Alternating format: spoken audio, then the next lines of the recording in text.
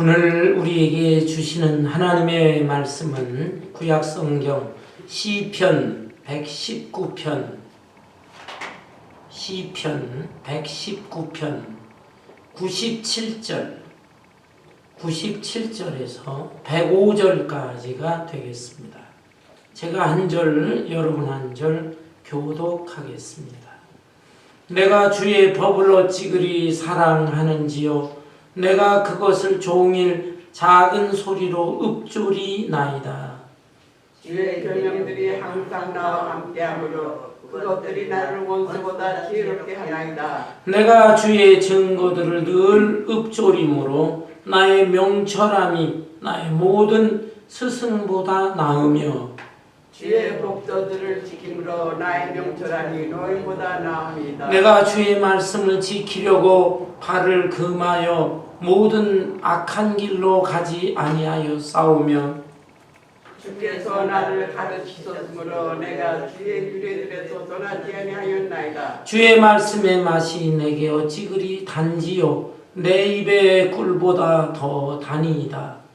주의 법도들로 말미암아 내가 명철하게 되었으므로 모든 거짓 행위를 위험하이다. 105절 다 같이 주의 말씀은 내 발의 등이요 내 길의 빛이니이다. 아멘. 오늘은 교회력으로 대림절 둘째 주일이면서 동시에 성서주일로 지키는 날입니다. 하나님의 말씀이 기록되어 있는 성경을 사랑하자.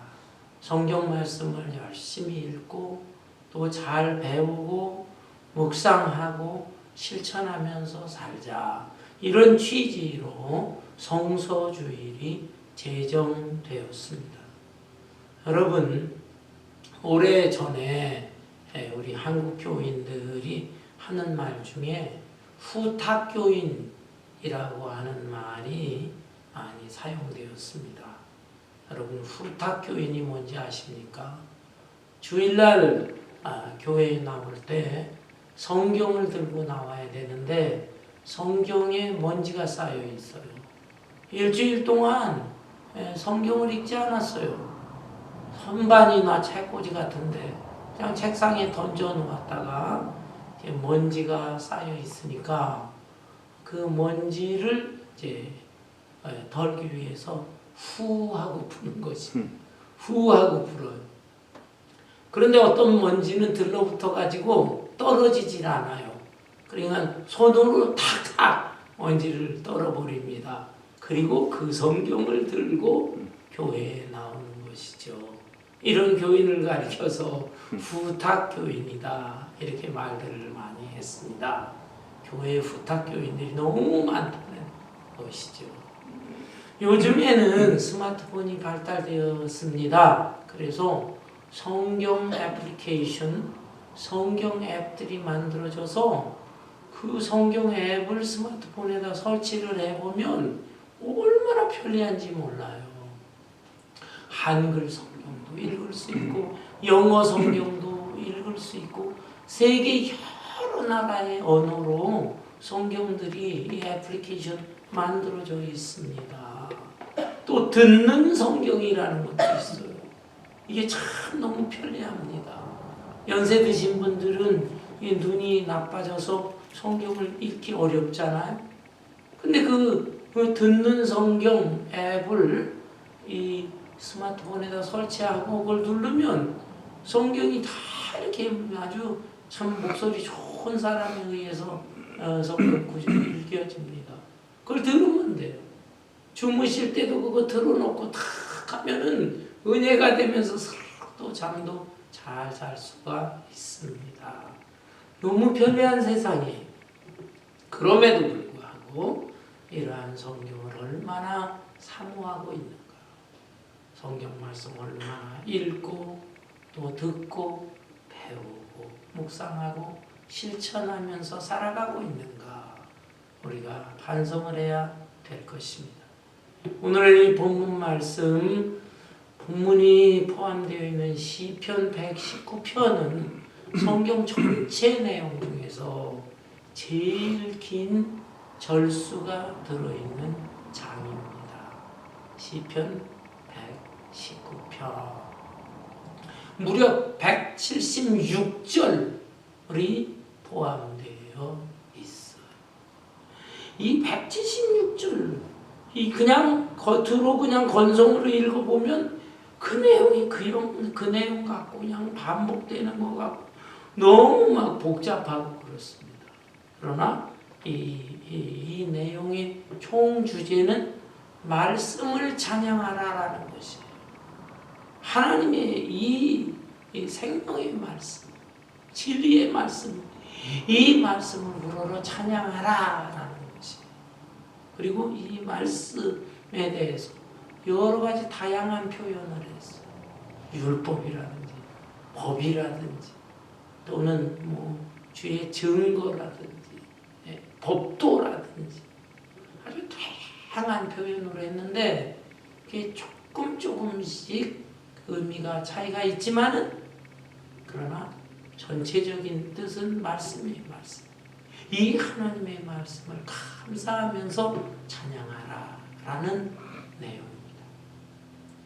그리고 이 176절로 이루어지니까 너무나 길고 복잡한 것 같은데 이것을 원어로 읽어보면 아주 형식적으로도 정교하게 이 시가 쓰여진 것을 알 수가 있습니다. 여러분, 영어의 알파벳이 몇 글자로 되어 있습니까? A, B, C, D, E, F, G 26글자로 되어 있어요.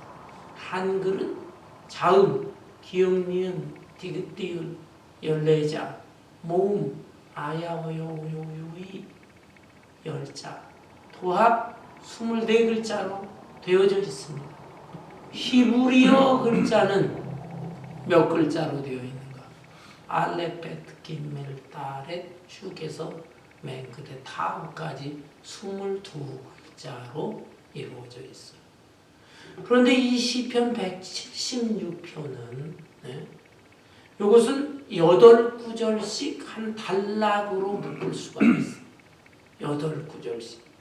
그러면 이 8구절씩 단락을 묶으면 전체 몇 단락이 생기느냐? 22단락이 되게 됩니다. 22 곱하기 8, 176이에요. 그런데 이 8구절마다 한 단락씩 이렇게 단락이 이어져 내려가는데 첫 번째 단락 1절부터 8절까지는 그 히브리어 원어를 보면 어떻게 이루어졌느냐? 히브리어의 첫 글자 알렙이라고 하는 글자로부터 시작합니다. 알렙으로 이루어진 단어가 있거든요. 그 단어를 사용하면서 1절, 2절도 또 알렙으로 시작하는 단어로 또 2절, 3절, 8절까지. 그 다음에 9절부터 16절까지는 그게 두 번째 단락이잖아요. 두 번째 단락. 이거는 히브리어의 알파벳의 두 번째 글자, 베트라고 하죠. 알렙, 베트. 이 베트로 시작되는 단어, 그 단어로 9절이 쭉 쓰여져 있어요. 10절, 이것도 베트로 시작되는 단어로 11절, 이렇게 16절. 와, 그리고 그 다음에 17절부터 24절까지 이게 세 번째 단락이잖아요. 세 번째 단락은 히브리어 세 번째 단어 김멜이라고 하는 단어. 요 김멜이라고 하는 요 글자로 시작되는 단어. 요게 제일 처음에 나와요. 그리고 그 다음 구절도 또 김멜로 시작되는 또 다른 단어를 이용해서 또 이렇게 돼가지고 제일 끝에 169절부터 176절까지 요 8구절은 히브리어의 마지막 글자 타우라고 하는 글자인데 그 글자로 시작되는 단어, 그 단어를 사용하면서 169절 또 179절도 또 다른 타우로 시작되는 단어, 그걸 쓰면서 또 그러니까 이걸 히브리어 원전을 보면요, 이게 얼마나 규칙적으로 정교하게 이 글이 쓰여져 있는가라는 것을 보면서 감탄에 감탄을 하지 않을 수가 없는 것입니다. 그러면서 한 단락마다 전체는 말씀이지만 그 말씀에 대한 그 주제가 또 표현되어 있어요. 이 가운데 오늘 이 본문 말씀은 13번째 단락입니다. 본문 시편 119편 97절부터 104절까지 여기 13번째 단락. 이 13번째 글자가 무엇인가? 매미라고 하는 글자거든요. 이 매미라고 하는 글자로 시작되는 단어, 이 단어를 제일 처음에 나오게 하면서 쓰는 거예요. 97절, 98절도 매미라고 하는 단어로 쭉 이렇게 기가 막히죠. 이렇게 형식이 이루어져 있고, 그러면은 이 본문의 주제는 무엇이냐 하면은 말씀을 찬양하는데 특별히 말씀이 우리에게 주는 유익이 무엇이냐, 말씀이 주는 유익. 좀 더 구체적으로 말씀을 드리면 하나님의 말씀을 묵상을 할 때, 묵상을 하면서 생활을 할 때 그것이 우리에게 무슨 유익을 주는가, 이것을 여기에서 설명하면서 이 시인은 찬양하고 있는 것입니다. 여러분 본문 97절을 볼까요? 내가 주의 법을 어찌 그리 사랑하는지요. 내가 그것을 종일 작은 소리로 읊조리나이다. 주의 법이라고 표현했어요. 주의 말씀이다, 그 말입니다. 그런데 그것을 종일 작은 소리로 읊조리나이다 그러면서 읊조린다. 영어로는 meditate. 예전에 우리가 사용하던 성경에는 한글 성경이지만 묵상한다라고 되어 있어요. 묵상한다. 깊이 생각을 하는 거예요. 그러면서 또 작은 소리로 그 성경 구절을 또 읊조리고 암송하고 하는 것입니다. 이것은 마치도 소가 되새김질하는 거와 비슷해요. 소는 우리 사람하고 달라서 위가 4개로 이루어져 있죠. 그래서 처음에 풀을 뜯어먹을 때 그냥 왕창 소가 뜯어먹습니다. 그 첫 번째 위에 집어넣어요. 그리고는 일을 할 때나 쉴 때 보면 소의 모습을 보세요.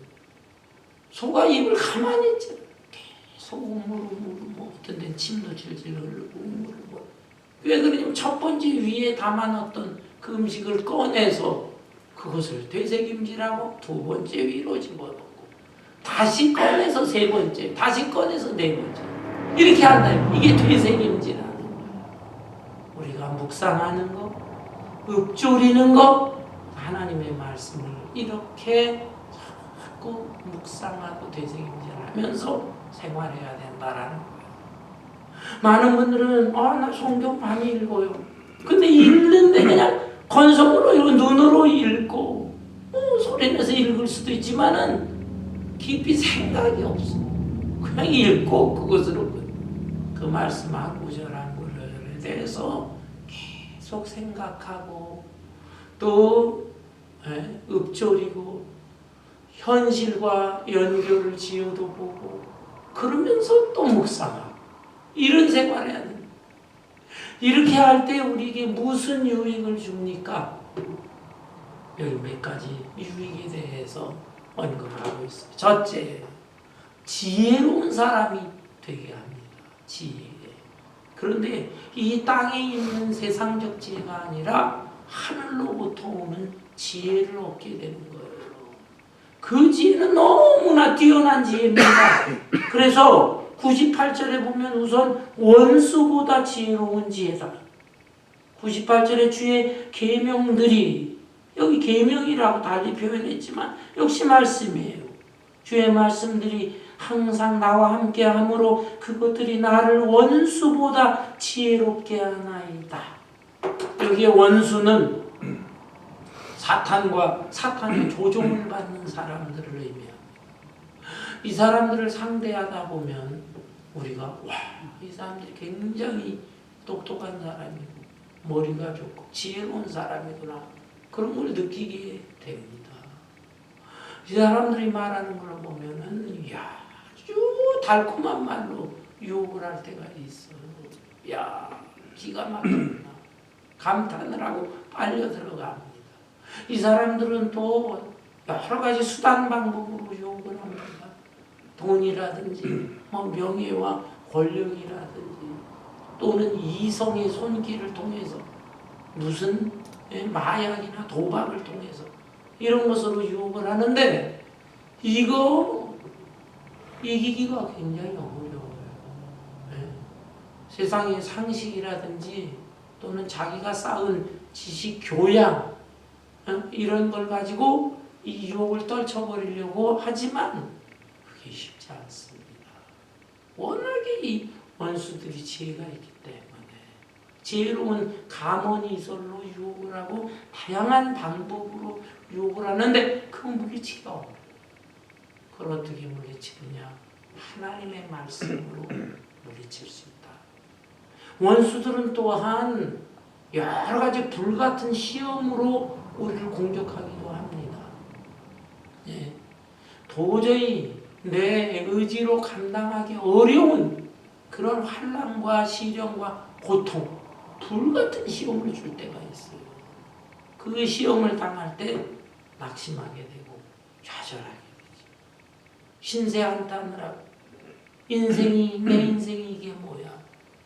인생의 회의를 품고 하나님을 원망하게도 되고 이게 원수 마귀가 노리는 거예요. 이걸 어떻게 이길 수가 있느냐? 내 지식, 내 교양, 내 능력, 내 의지로 어렵습니다. 하나님의 말씀. 특별히 그 말씀을 마음속에 간직하고 묵상하고 읊조리고 되새기고 할 때 그 말씀의 능력으로 원수를 물리치고 원수의 지혜보다도 말씀이 주시는 지혜가 더 뛰어나기 때문에 그 지혜로 승리할 수가 있는 것입니다. 아멘. 우리 여기 본문에 보면 또 우리가 하나님의 말씀을 읊조리게 될 때에는 스승보다도 지혜가 낫게 된다 그랬어요. 99절에는 내가 주의 증거들을 늘 읊조림으로 나의 명철함이 나의 모든 스승보다 나으며 주의 증거라고 또 표현했나요? 어쨌든 이게 주의 말씀이에요. 주의 말씀을 읊조리게 되면 명철, 지혜의 다른 말이에요. 지혜로워지는데 스승보다도 더 나은 지혜를 갖게 됩니다. 스승이라는 사람은 어떤 사람입니까? 책도 많이 읽고 많은 지식과 정보를 가진 사람들이에요. 오늘날에는 세상적으로 전문가들 이런 사람들이 선생이요 스승이라고 할 수 있습니다. 이 사람들은 뛰어난 사람들입니다. 그래서 이런 사람들의 말을 잘 받아들이게 되면 이 세상에서 성공할 수가 있어요. 그 사람들이 이미 다 연구를 한 거기 때문에 그걸 따르게 되면 세상에서 잘 살고 또 성공도 얻을 수가 있어요. 그렇지만 반드시 그렇게 되는 건 아닙니다. 그 사람들에게도 한계가 있는 것이에요. 스승들이 그렇게 뛰어난다고 그러면은 스승이라고 하는 사람들은 전부 이 세상에서 잘 살고 모두 성공하고 그렇게 되겠습니까? 그것도 아니잖아요. 어떤 증권 전문가가 있는데 얘기를 했어요. 자기 같은 전문가가 얼마나 증권에 대해 연구를 하겠느냐 이 말이에요. 그럼에도 불구하고 자기도 손해보고 크게 실패할 때가 있다. 그런 얘기하는 걸 들어봤습니다. 여러분, 세상에 스승이라고 하는 사람이 지혜로운 것 같아도 그 사람들에게도 한계가 있어요. 이러한 스승을 뛰어넘는 진짜 지혜로운 말씀, 그것은 하나님의 말씀입니다. 이 말씀을 사모해야 됩니다. 아울러서 또 다른 지혜자를 언급하고 있습니다. 누구냐 하면은 노인이에요. 100절에 보면 주의 법도들을 지킴으로 말씀을 여긴 또 법도라고 다른 표현을 했어요. 주의 법도들을 지킴으로 나의 명철함이 노인보다 나으니이다. 노인들이 지혜롭잖아요. 왜? 노인들은 인생을 많이 살았습니다. 적어도 젊은 사람이나 어린아이들에 비해서는 30년, 50년, 70년, 100년 그렇게 더 오래 살았어요.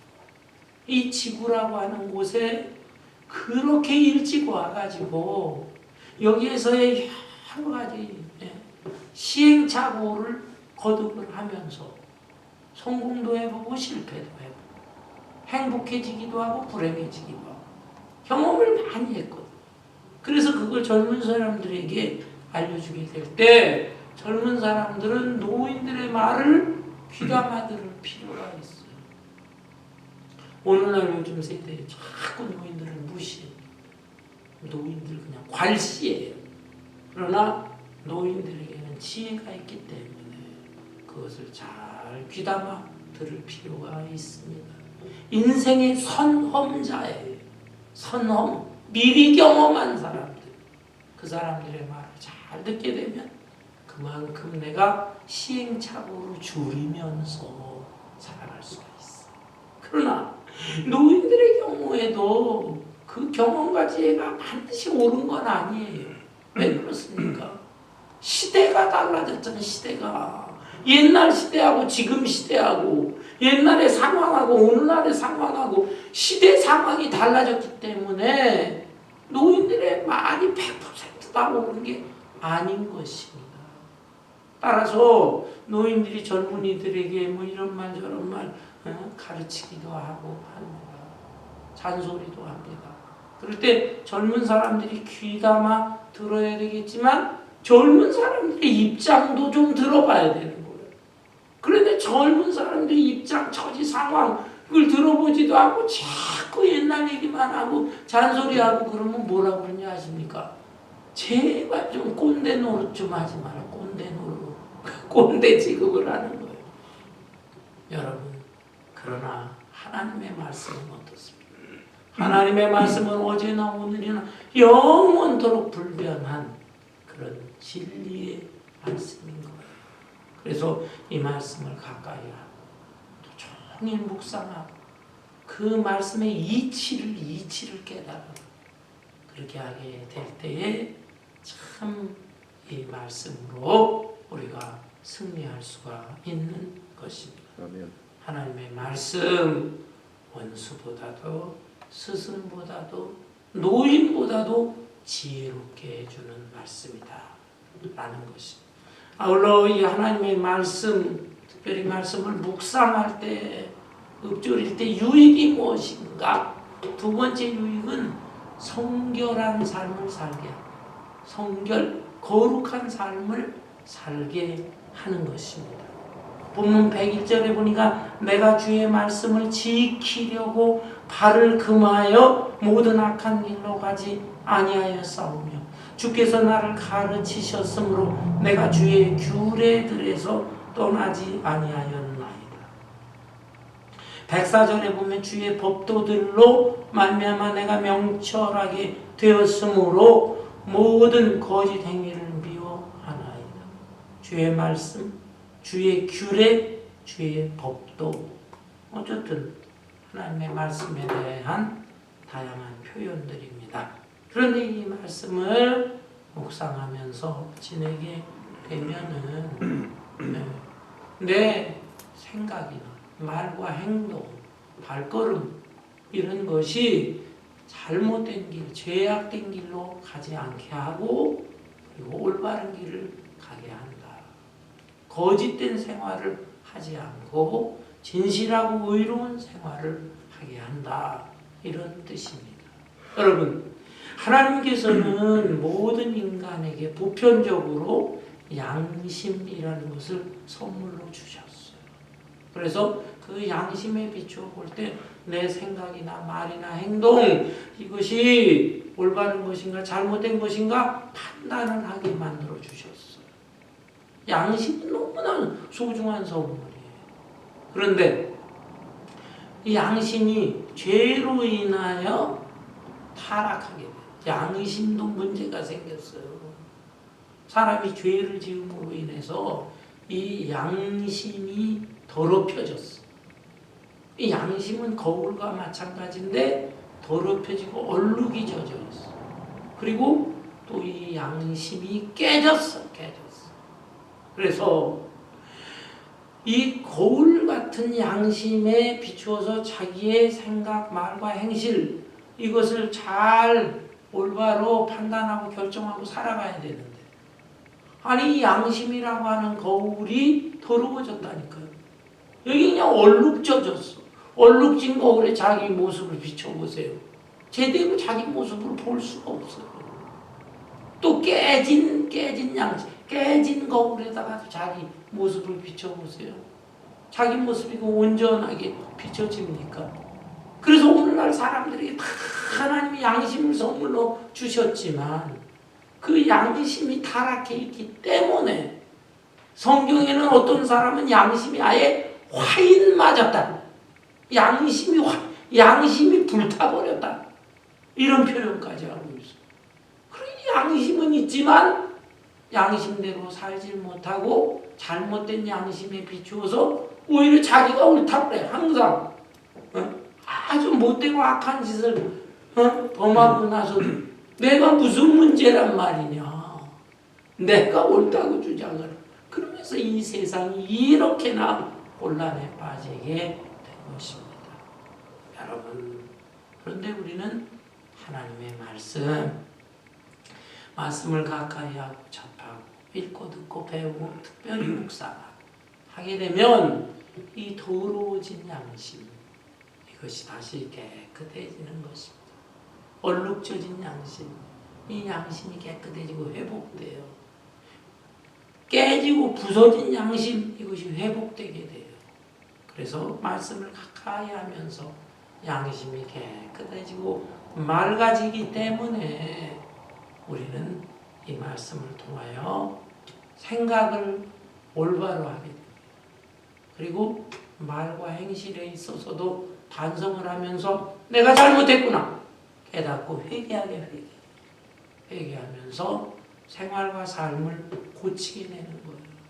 거룩하고 성결한 삶을 살게 되는 것입니다. 여러분의 마음과 생각 또는 여러분의 행실이 지금 뭔가 바른 것 같지 않다. 뭔가 자기가 생각할 때도 지금 내가 이게 크리스찬으로서 사는 모습이 아닌 것 같아. 그럴 때에는 하나님의 말씀을 지금 등한히 하고 있다는 증거입니다. 말씀을 접하면서 묵상하고 하게 되면은 거룩한 삶을 살아가게 되는 거예요. 아멘. 지혜로운 삶, 거룩한 삶.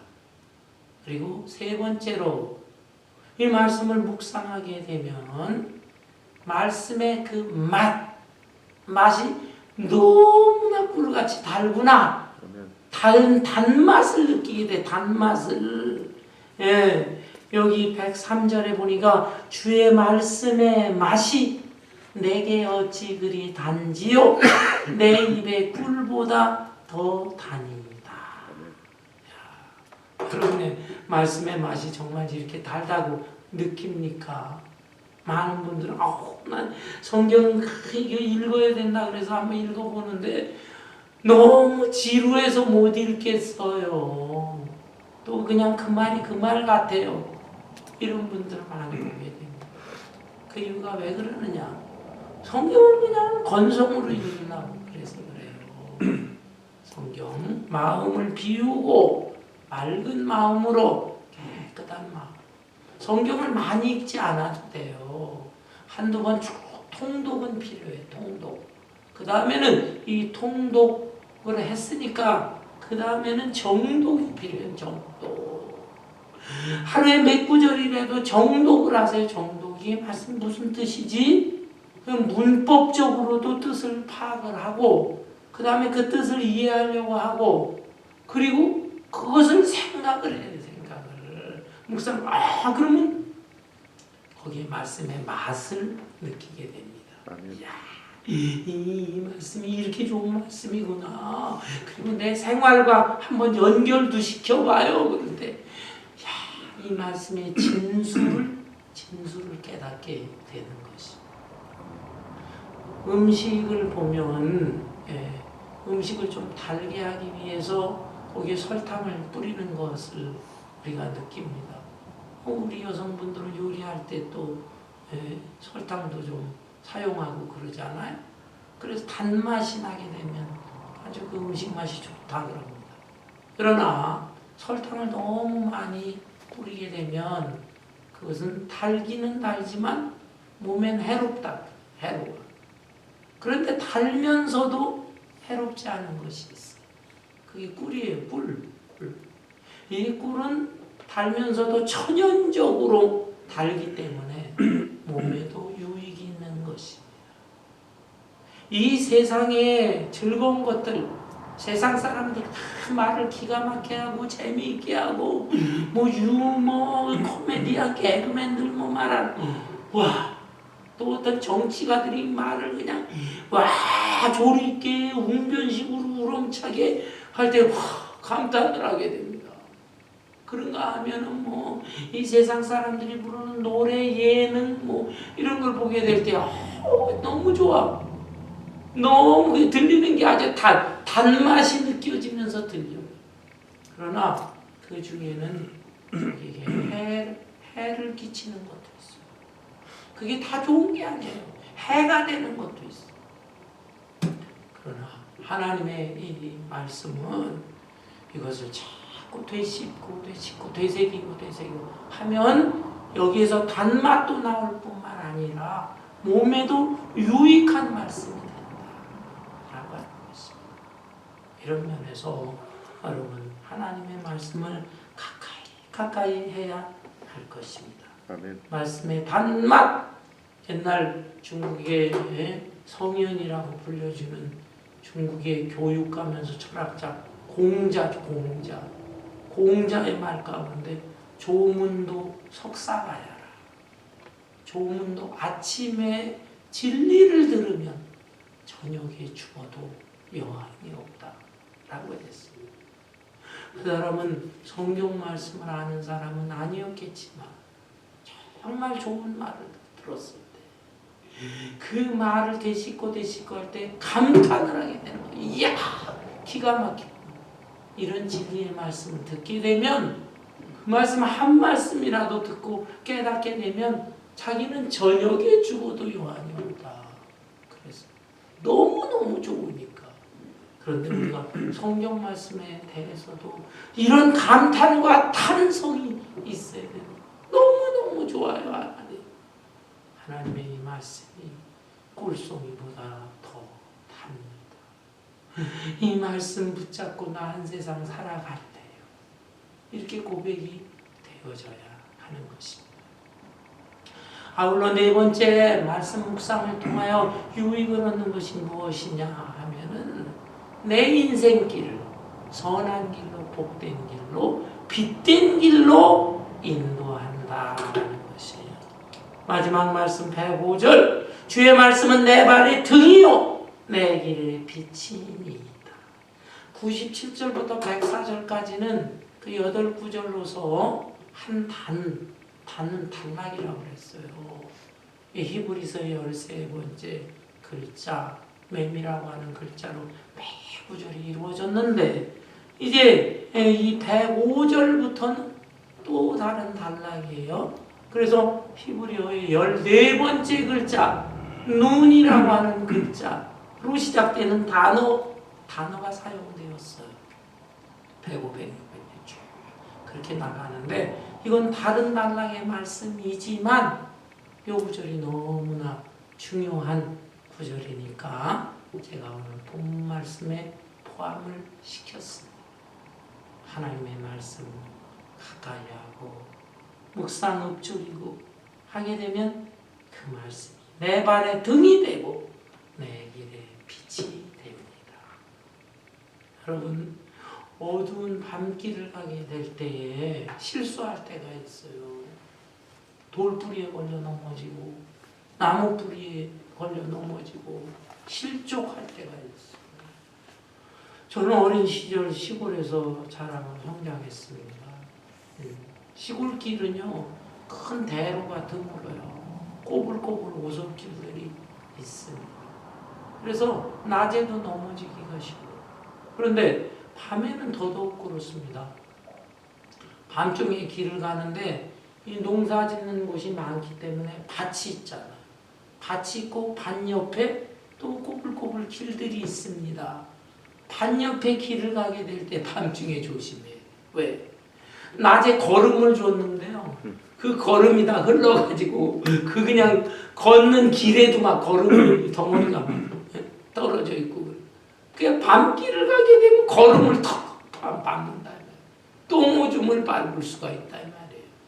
그런가 하면은 뱀들도 나타나요. 그리고 뱀 돕사를 밟아가지고 이 발 물리는 사람들도 종종 있습니다.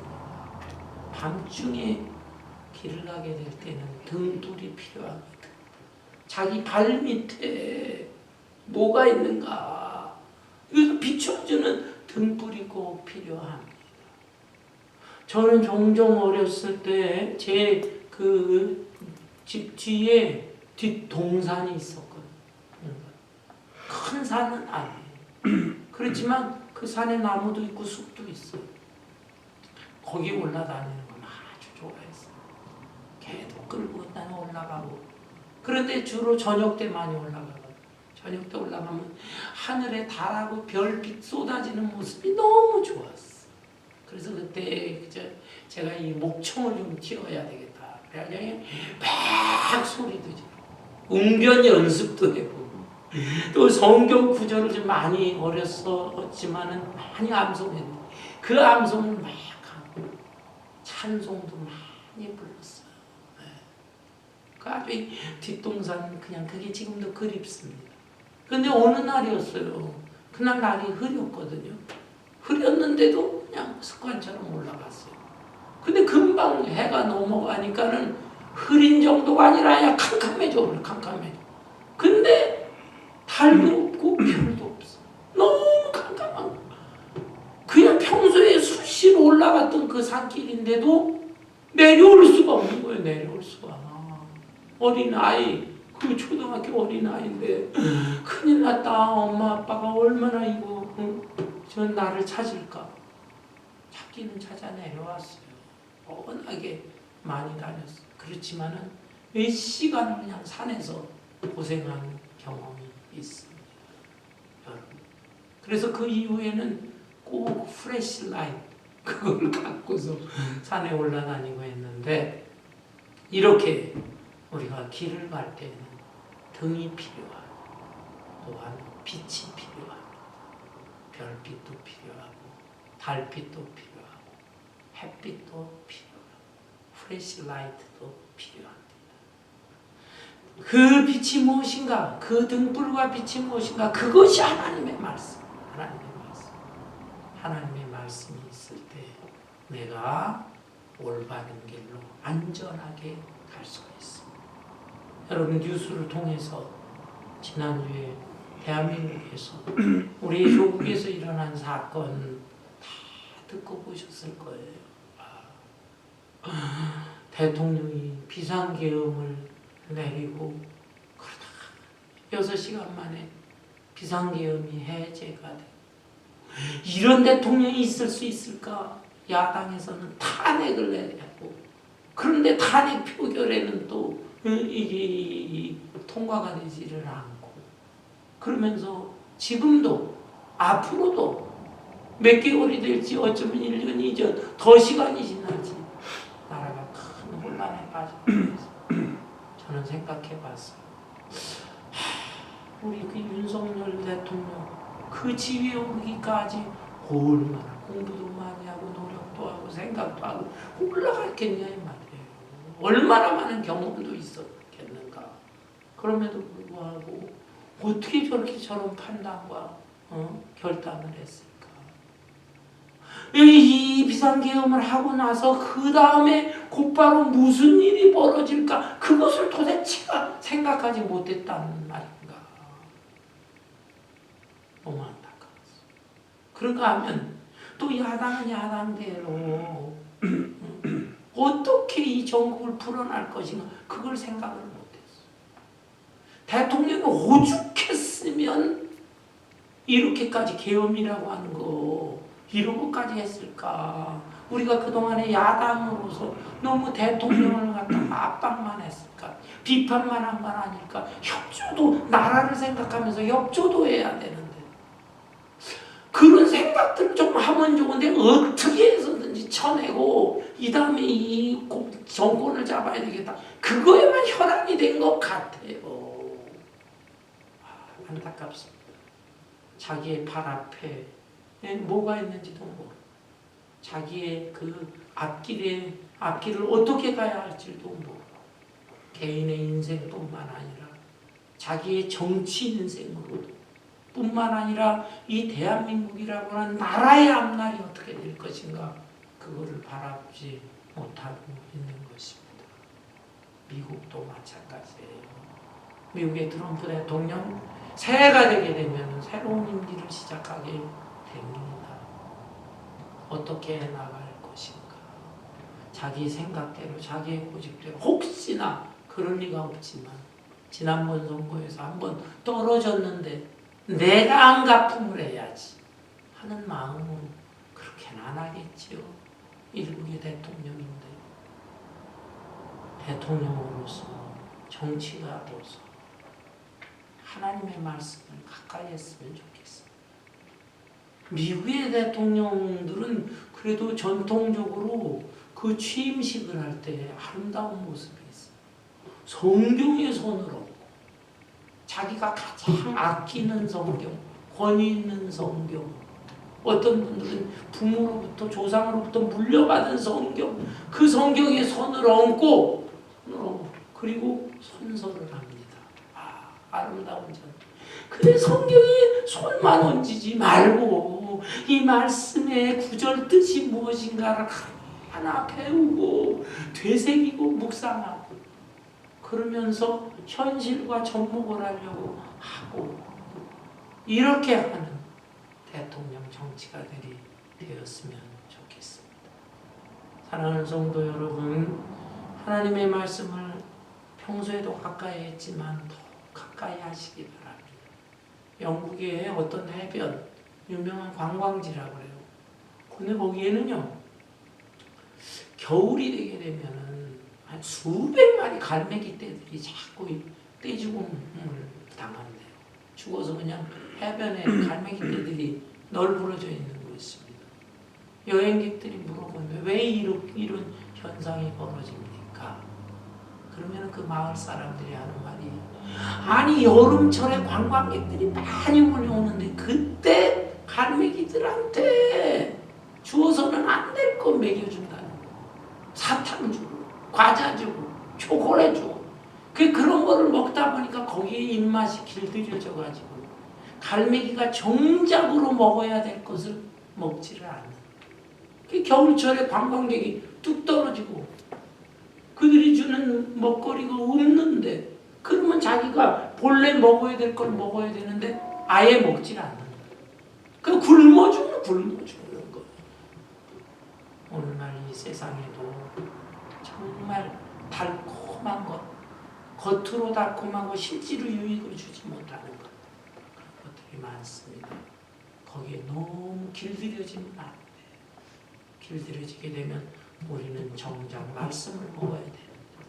사람이 떡으로만 사는 것이 아니라 하나님의 입으로 나오는 말씀으로 살 것이다. 말씀의 입맛이 길들여져야 되는 것입니다. 처음에 좀 어렵더라도 여러분 성경을 다시 읽기 시작하세요. 다시 배우기 시작하세요. 다시 말씀을 듣기 시작하세요. 그리고 묵상하세요. 묵상하고 읊조리세요. 읊조리고 말씀을 해요. 그리고 그 말씀의 권위 앞에 나의 생각과 이성을 죽이고 무릎을 꿇고 순종하라고 살아가게 된다면 이 말씀이 너무 좋고 이 말씀이 이 세상의 모든 어려움을 극복하는 지혜의 말씀이 될 것이고 이 말씀이 혼탁한 이 세상을 살아가면서도 거룩한 길을 가게 할 것이고 그리고 이 말씀이 참맛 천국의 그 즐거움의 맛을 느끼게 할 것이고 아멘. 마침내 이 맛이 내 인생길을 선한 길로 복된 길로 빛된 길로 그리고 영원한 생명의 길로 인도하게 될 것입니다. 아멘. 이 은혜가 저와 여러분에게 함께 하시기를 주님의 이름으로 축원합니다. 아멘. 찬송